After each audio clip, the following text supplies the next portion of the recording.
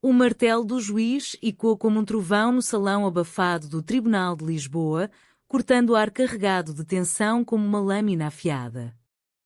Silêncio na sala, bradou o magistrado, sua voz rouca reverberando contra as paredes de azulejos frios que pareciam sussurrar segredos antigos da cidade. Sofia Mendes, com os punhos cerrados sobre a mesa de defesa, ergueu o olhar, olhos castanhos flamejantes, cheios de uma fúria que ela mal conseguia conter. Acusada de fraude em um contrato milionário na indústria do vinho do Douro, ela via sua vida desabar como as vinhas antigas sob uma tempestade. Mas o que a partia ao meio não era a mentira tecida contra ela, era o homem à sua frente, o ex-patrão, o traidor que outrora chamara de mentor. Você sabe que é inocente, Sofia, murmurou ele, baixo o suficiente para que só ela ouvisse, um sorriso viprino nos lábios. Mas o que vale a verdade quando o poder dita a lei?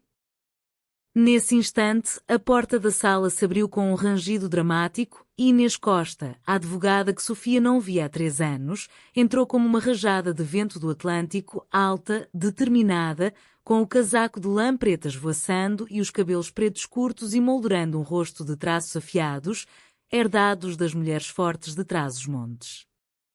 Seus olhos, verdes como as oliveiras do Alentejo, fixaram-se em Sofia por um segundo eterno e o mundo parou. Eu assumo a defesa, declarou Inês, sua voz firme como o granito das fortalezas portuguesas e quando no coração de todos. Mas no de Sofia, ela despertou algo mais profundo, um eco de risos compartilhados em noites de fada em Alfama, de olhares roubados em reuniões de escritório, de um amor que nunca ousara nomear. O tribunal, com suas tapeçarias desbotadas e o cheiro de papel velho misturado ao sal do Tejo, tornara-se o palco de uma revelação que mudaria tudo ou destruiria o que restava. Inês deslizou para o assento ao lado de Sofia, seus dedos roçando levemente o braço da acusada num gesto que poderia ser profissional, mas que carregava o peso de memórias não ditas. O ar estava denso, impregnado pelo perfume sutil de lavanda que Inês usava, um aroma que remeteria Sofia às tardes quentes de verão em que elas caminhavam pelo Chiado, discutindo casos jurídicos enquanto o sol poente tingia as fachadas de ouro. O que você está fazendo aqui? Sussurrou Sofia, o coração martelando como o repique dos sinos da sé de Lisboa. Inês não respondeu de imediato. Em vez disso, abriu sua pasta de cor envelhecido, revelando pilhas de documentos amarelados, anotações rabiscadas à mão em tinta azul, como as cartas de amor antigas que as avós portuguesas guardavam em baús de madeira de castanheira. Salvando você, disse por fim, com um sorriso que não chegava aos olhos, mas que aquecia como o vinho de Porto aquecido em uma lareira de Pedrógão. O juiz pigarreou, chamando a sessão à ordem, e o litígio começou. O promotor, um homem de meia idade com bigode grisalho e sotaque do Minho, desfiou acusações como fios de uma teia de aranha. Fraude, desvio de fundos, traição à empresa familiar de vinhos que Sofia ajudara a erguer do solo rochoso do Douro. Cada palavra era uma pedrada no peito de Sofia, que se encolhia, revivendo as noites insones catalogando barris de vinho tinto, o suor misturado ao cheiro terroso das uvas colhidas à mão, tradições que sua família mantinha desde o século XVIII, quando os Mendes eram senhores das encostas verdejantes.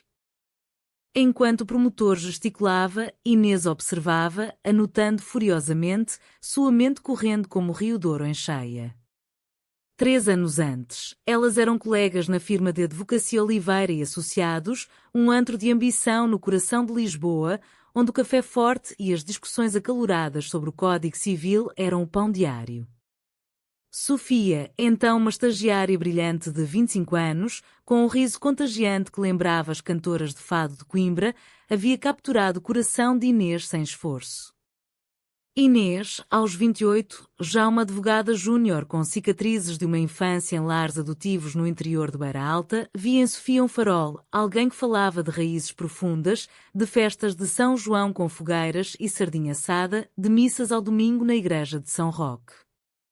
Elas compartilhavam almoços no Time Out Market, devorando pastéis de nata quentes enquanto sonhavam com casos que mudassem o mundo.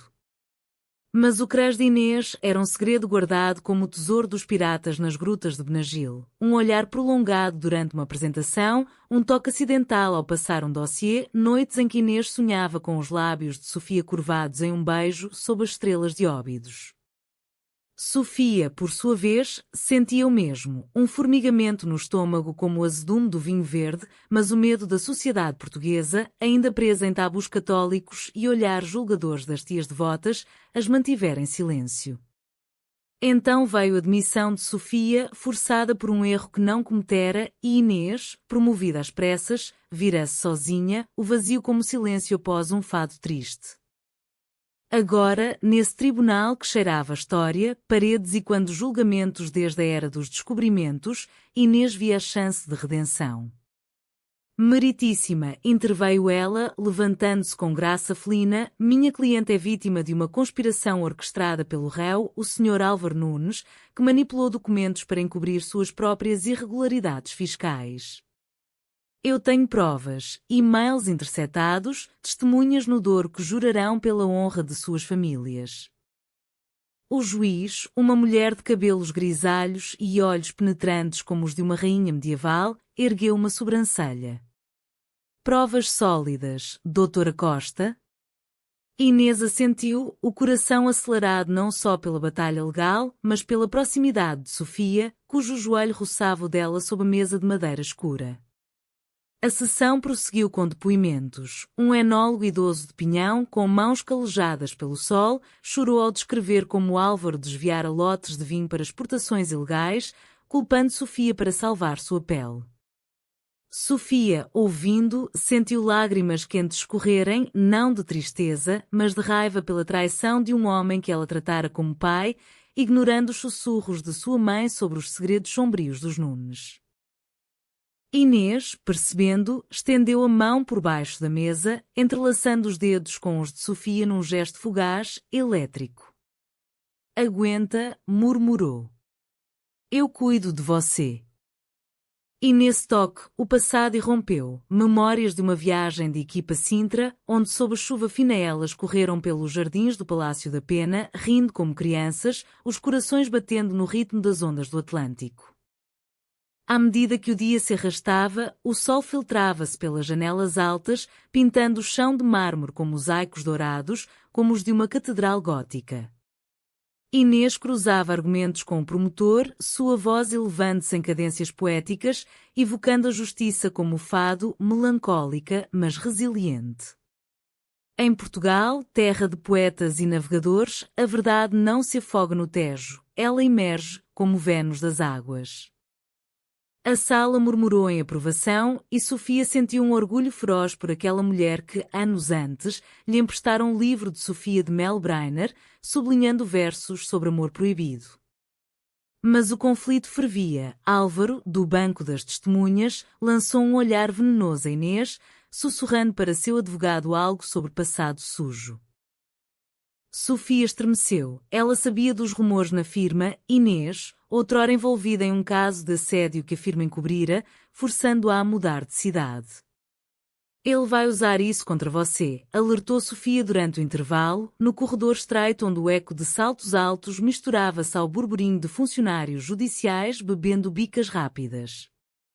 Inês balançou a cabeça, o rosto pálido sob a luz fluorescente. Não importa. Você é o que importa agora. Seus olhos se encontraram e por um instante, o mundo encolheu-se ao espaço entre elas, 1 metro de ar carregado de possibilidades não exploradas, de confissões engolidas como azeite virgem no Alentejo. Mas o sino tocou, chamando-as de volta, e o litígio prosseguiu, com sombras de traição alongando-se como ciprestes em um cemitério lisboeta. A noite caiu sobre Lisboa como um manto de veludo negro, salpicado pelas luzes tremulosentes dos lampiões do bairro Alto. Inês e Sofia saíram do tribunal exaustas, os ombros roçando enquanto desciam a escadaria de pedra gasta pelo tempo e quando passos de séculos de disputas humanas. Vamos comer algo, sugeriu Inês, a voz rouca de tanto argumentar, mas suave como o fado de Amália Rodrigues em uma gravação antiga. Sofia hesitou, o estômago revirando não só de fome, mas de uma vulnerabilidade que a deixava nua como as falésias de Sagres.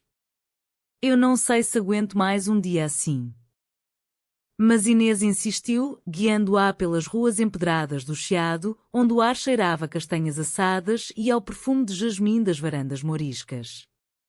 Elas se sentaram em uma tasquinha escondida, uma daquelas relíquias onde as mesas de azulejo azul e branco contavam histórias de amantes clandestinos. O dono, um homem corpulento de bigode espesso e sotaque alentejano, serviu-lhes uma travessa de bacalhau à brás, ovos mexidos dançando com batata palha crocante e uma garrafa de vinho verde fresco, espumante como risos de juventude. Para as guerreiras do dia, brindou ele, piscando um olho. Enquanto comiam, o silêncio inicial deu lugar a um fluxo de palavras, como o Tejo desaguando no mar. Sofia falou primeiro, a voz trêmula. Eu pensei que tinha deixado tudo para trás, afirma, as noites em claro revisando contratos. Mas Álvaro... Ele era como um tio para mim. Minha mãe me avisou, com aqueles ditados dela, água mole em pedra dura tanto bate até que fura. Mas eu não ouvi. Lágrimas brotaram, salgadas como o mar da Nazaré, e Inês estendeu o guardanapo, seus dedos demorando-se nos de Sofia. Ele é um covarde, Sofia. Usar a herança da tua família, os vinhedos que teu avô plantou com as próprias mãos, cantando ranchos folclóricos ao luar, para encobrir suas falcatruas? Isso não é português, é traição à alma do nosso povo. Sofia ergueu o olhar, surpresa pela paixão na voz de Inês, pela forma como ela evocava as tradições como um escudo. E você? Por que voltou? Depois de tudo. Inês baixou os olhos para o copo, o vinho refletindo as luzes da rua como estrelas caídas. Porque eu nunca parei de pensar em ti. Naquela vez em Sintra, quando a chuva nos pegou e corremos para o carro, tu rindo com os cabelos molhados, parecendo uma deusa celta. Eu quis dizer algo, mas o medo. O medo de ser quem sou num país que ainda sussurra sobre pecados nas confissões. O confessionário. A palavra pairou como fumaça de incenso em uma igreja de Mafra.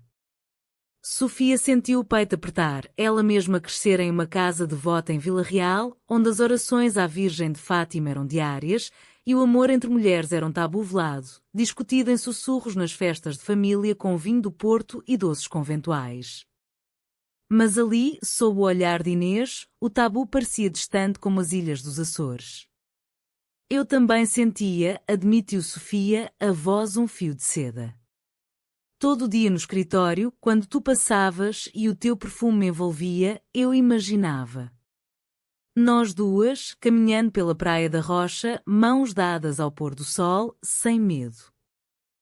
O ar entre elas crepitou, carregado de eletricidade como uma trovoada no Gerês. Inês inclinou-se para frente, o joelho tocando de Sofia sob a mesa, um contato que enviou ondas de calor pelo corpo dela. Então deixa-me proteger-te não só no tribunal, mas aqui, disse Inês, tocando o coração de Sofia com a ponta dos dedos. Elas ficaram assim, olhos entrelaçados, até que o dono da tasquinha tossiu discretamente, trazendo café forte, amargo, como a vida portuguesa.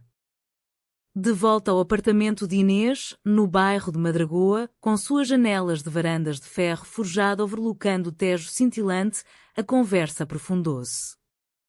O espaço era um reflexo dela, livros de Camões e Fernando Pessoa empilhados ao lado de dossiês legais, uma guitarra de fado encostada na parede, azulejos pintados à mão representando cenas de marinheiros nos descobrimentos. Sofia sentou-se no sofá de veludo gasto, abraçando um travesseiro bordado com motivos alentejanos, enquanto Inês preparava chá de ervas, camomila e hortelã do jardim da avó. Conta-me da tua vida agora, pediu Sofia e Inês obedeceu, tecendo um tapete de memórias. A promoção na firma nova, os casos pro bono para imigrantes cabo-verdianos em Lisboa, as noites solitárias ouvindo fado na adega do Ribatejo, onde as vozes roucas cantavam de amores perdidos. Mas sempre faltava algo, ou alguém, concluiu, sentando-se ao lado de Sofia, tão perto que seus ombros se tocavam. O silêncio que se seguiu foi preenchido pelo canto distante de um grilo e quando as serenatas folclóricas de verão. Sofia virou o rosto, os lábios a centímetros dos de Inês, e o mundo suspendeu a respiração. Mas o telefone tocou, uma mensagem do investigador, novas provas contra Álvaro, mas também indícios de que ele sabia do passado de Inês. A magia quebrou-se e Sofia recuou, o medo retornando como névoa matinal no Douro. Os dias seguintes foram um vórtice de preparações, com Inês e Sofia mergulhando nos arquivos como mergulhadores nas grutas de Algarve. O escritório improvisado no apartamento de Inês transformou-se em um campo de batalha, mapas dos vinhedos do Douro espalhados pela mesa de carvalho, garrafas de vinho tinto abertas para análise sensorial, na verdade, pausas para respirar. Sofia, com sua expertise, decifrava os documentos fiscais, traçando linhas de desvio que levavam diretamente a Álvaro. Ele usou a minha assinatura falsificada em transferências para contas offshore nas Ilhas Canárias, explicava ela, o dedo traçando setas em papéis amassados. Inês assentia, admirando não só a inteligência afiada de Sofia, como a resiliência, a forma como ela erguia o queixo, evocando as mulheres transmontanas que carregavam fardos pesados nas costas, cantando modas antigas. Mas o conflito interno de Inês crescia. Cada noite, ao deitar no sofá para dar a cama a Sofia, ela revivia o crush não resolvido, o desejo de confessar tudo sob o luar que se infiltrava pelas cortinas de renda. «Por que não dizes o que sentes?» questionava-se no espelho rachado do banheiro, o reflexo fragmentado como seu coração. O primeiro grande confronto veio em uma audiência preliminar, no mesmo tribunal, mas sob um céu de nuvens carregadas que prometiam chuva como as lágrimas de uma saudade. Álvaro, testemunhando, pintou Sofia como uma ambiciosa traidora, uma rapariga do interior que veio a Lisboa sonhando com fortunas, mas sem honra. Suas palavras cortaram como facas de ourives alentejanas e Sofia, no banco da defesa, sentiu o sangue ferver. Inês, porém, contra-atacou com fúria controlada. Senhor Nunes, sua honra é tão sólida quanto os barris vazios que esvaziou para o seu ganho pessoal. Temos depoimentos de trabalhadores nos seus vinhedos, homens e mulheres que juram pela Santa Bárbara, padroeira dos mineiros, que viram você alterar rótulos à noite. O tribunal murmurou e o juiz ordenou uma perícia nos documentos. Fora da sala, Álvaro encurralou Inês no corredor sombrio, seu hálito cheirando a conhaque barato. Você acha que pode me derrotar, Costa? Eu sei do seu segredinho, aquela queixa de assédio que a firma enterrou. Um escândalo, e sua carreira afunda como o Titanic no Atlântico. Inês empalideceu, mas ergueu o queixo, os olhos verdes flamejando. Ameaço quando quiser, mas toque em Sofia, e eu arranco sua máscara como se arranca a casca de uma laranja amarga. Sofia, ouvindo de longe, sentiu uma pontada de culpa, ela era o motivo daquela ameaça, reabrindo feridas antigas de Inês. Naquela noite, durante um jantar improvisado de sardinhas grelhadas na varanda, com o Tejo como plateia, ela confrontou a amiga. Tu não podes carregar isso sozinha. O que aconteceu na firma? Conte-me. Inês hesitou, o garfo parando a meio caminho, então despejou. O assédio de um sócio sénior, as noites de pânico, a firma pagando silêncio em troca de promoção. Eu me senti suja, como se o mar de Cascais tivesse-me engolido. Sofia, com lágrimas nos olhos, pegou sua mão. Tu és a mais limpa que conheço, como o ar puro das serras da Arrábida. O toque prolongou-se e, pela primeira vez, seus lábios roçaram em um beijo hesitante, doce como mel de rosmaninho, sob as estrelas que piscavam como olhos cúmplices. Mas o êxtase foi breve. Um telefonema da mãe de Sofia, de Vila Real, com voz trêmula. Filha, os vizinhos falam. Esse litígio está manchando o nome da família. Volta para casa, antes que o escândalo nos afunde como naufrágio de Pedralva. O conflito familiar irrompeu, recordando as expectativas católicas, os casamentos arranjados com primos distantes para preservar as vinhas. Enquanto o caso se aproximava do clímax, Inês investigava mais fundo, viajando ao Douro em um trem sinuoso, as encostas verdejantes desfocando pela janela como um quadro impressionista. Em Pinhão, encontrou testemunhas relutantes, viúvas de enólogos que temiam a ira de Álvaro, mas que, ao ouvirem o apelo de Inês, evocando a solidariedade portuguesa das romarias, abriram os corações. Pela Virgem do Sameiro, jurou uma, entregando cartas incriminadoras. De volta a Lisboa, com o trem balançando como um berço, Inês sonhou com Sofia não como cliente, mas como amante, caminhando pelas festas de São Martinho, pisando uvas com pés descalços, risos misturados ao mosto. Mas a traição espreitava. Um e-mail anónimo chegou, revelando que um colega da firma antiga, invejoso da ascensão de Inês, vazara detalhes do assédio para Álvaro. O conflito escalou, ameaçando não só o caso, mas o frágil laço entre as duas mulheres. O dia do julgamento principal amanheceu com um sol radiante, filtrando-se pelas colunas do tribunal como uma bênção divina, contrastando com a tempestade interna de Inês. A sala lotada cheirava a expectativa, jornalistas do público rabiscando notas, famílias portuguesas de rostos enrugados pelo sol do Douro ocupando os bancos traseiros, murmurando orações em rosários de madrepérola. Sofia, vestida em um tailleur simples de linho, com um lenço de rendas da avó ao pescoço, parecia uma Madonna renascentista, vulnerável mas resoluta. Inês, ao seu lado, sentia o peso do dossiê como uma cruz, mas o toque ocasional da mão de Sofia sob a mesa era seu rosário particular. O promotor abriu com um discurso inflamado, pintando Sofia como a vilã de uma ópera trágica, uma herdeira que traiu o sangue português, o vinho que corre em nossas veias desde os romanos. A plateia ofegou e Sofia apertou a mão de Inês até doer. Mas Inês ergueu-se como uma fênix, sua voz ecoando com a cadência de um fado emocionado.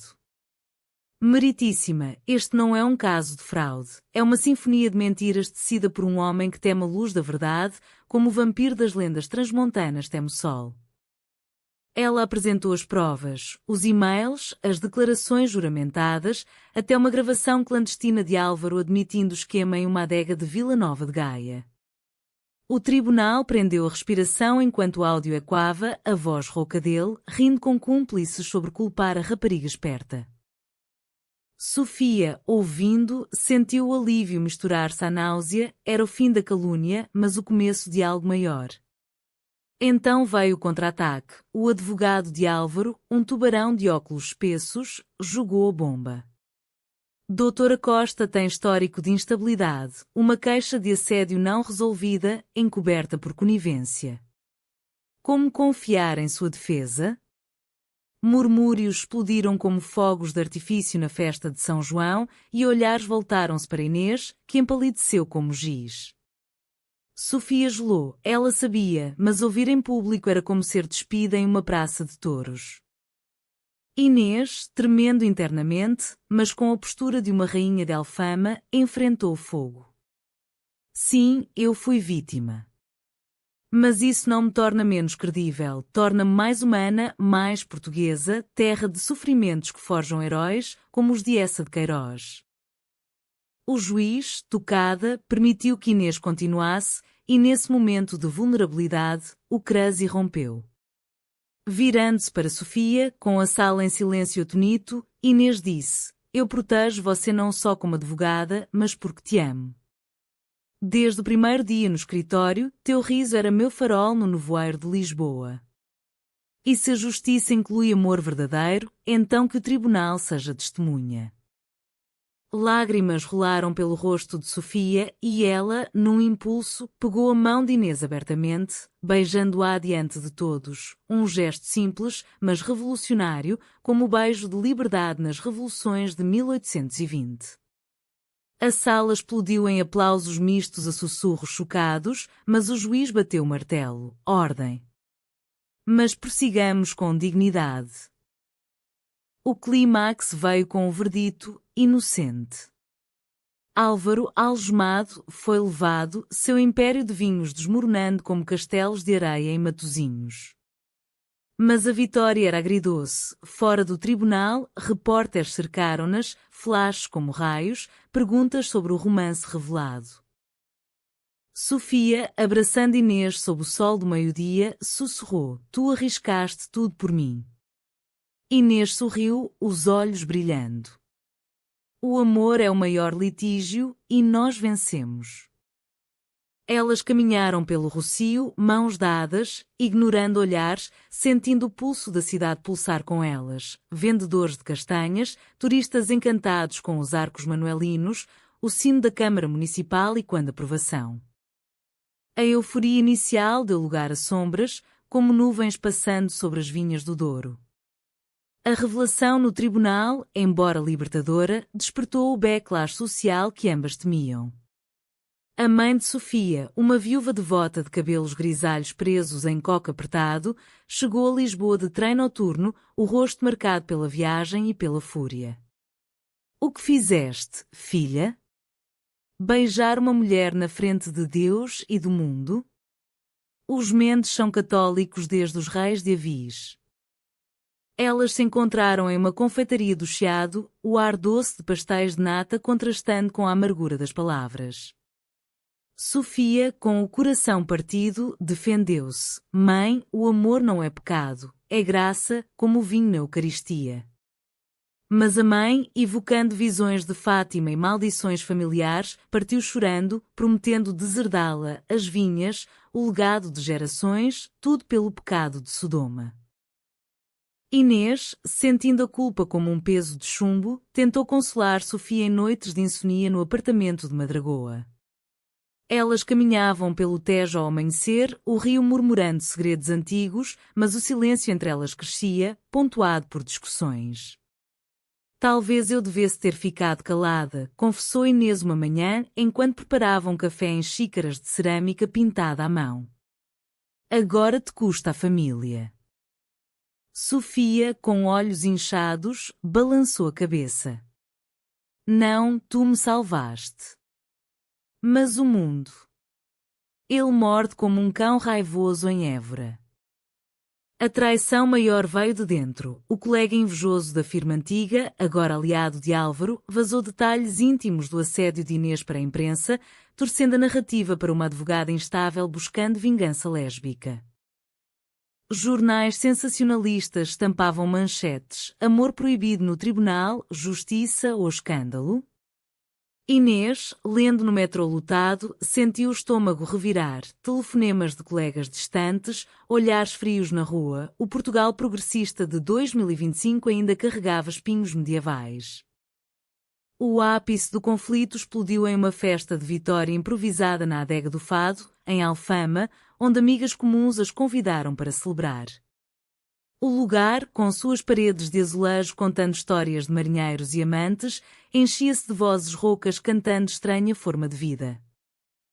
Sofia e Inês, dançando timidamente uma valsa lenta, sentiam o mundo recuar.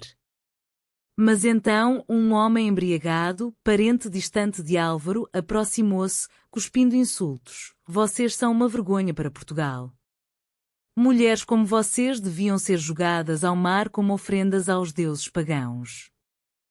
A briga irrompeu, copos voando como ondas em ericeira, e Inês, protegendo Sofia, levou um soco no rosto, o sangue misturando-se ao vinho derramado. Sofia gritou, chamando a polícia, mas o dano estava feito. A traição social as isolava, como ilhas perdidas no Atlântico. Naquela noite, no hospital com curativos, Sofia chorou. Talvez devêssemos parar. Pelo teu bem. Inês, com o lábio inchado, pegou sua mão. O amor verdadeiro não para, ele navega como Vasco da Gama através das tormentas.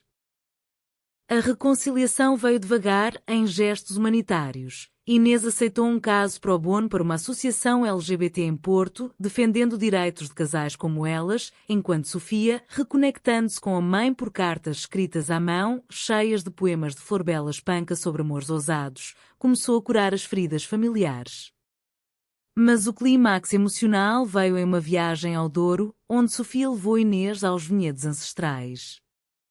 Sob o sol dourado, pisando uvas em lagares de pedra, com ranchos folclóricos cantando ao fundo, elas se abraçaram, o mosto escorrendo pelos pés como lágrimas purificadoras. Aqui, no coração de Portugal, eu escolho-te, disse Sofia. Inês, beijando-a suavemente, respondeu, e eu escolho nós contra o mundo. Meses passaram como as estações no Douro, uvas florescendo em primavera, colhidas em outono, fermentando em invernos quietos. O litígio resolvido trouxe justiça não só legal, mas pessoal. Álvaro condenado, suas vinhas confiscadas para uma cooperativa comunitária, onde trabalhadores como os de Sofia agora decidiam democraticamente, evocando o espírito das revoluções liberais portuguesas. Inês, promovida por sua bravura, fundou uma firma própria em Lisboa, focada em direitos humanos, com Sofia como sócia não só em negócios, mas na vida. A traição familiar de Sofia Mainou, a mãe, após uma visita a Fátima pedindo orientação, escreveu uma carta trêmula: Filha, o amor é mistério divino. Volta para casa com ela, as vinhas precisam de corações cheios.